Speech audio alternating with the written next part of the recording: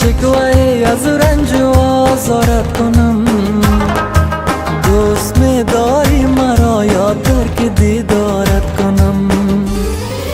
تا بکی من شکوه از رنج و آزارت کنم؟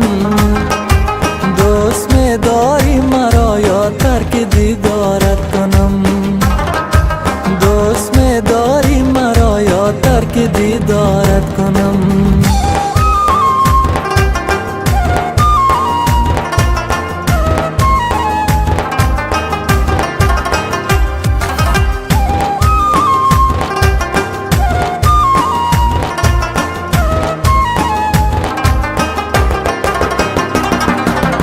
با خواب ناز باشی من نشسته در برات، نیمه شب آهسته با بوسه بیدارت کنم؟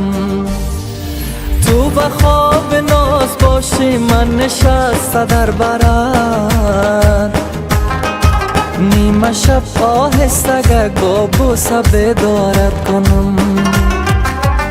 بکی من شکوه از رنج و آزارت کنم؟ دوست می داری مرا یا ترک دیدارت کنم؟ دوست می داری مرا یا ترک دیدارت کنم؟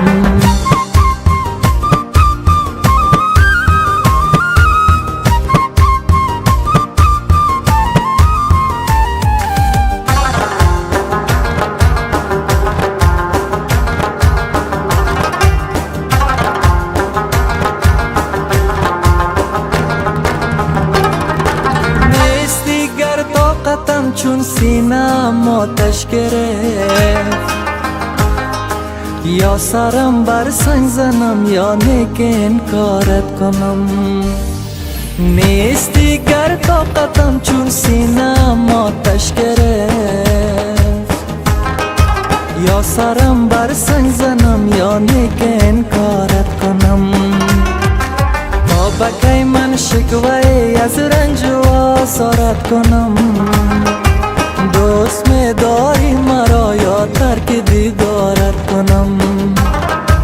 دوست می داری مرا یا ترک دیدارت کنم؟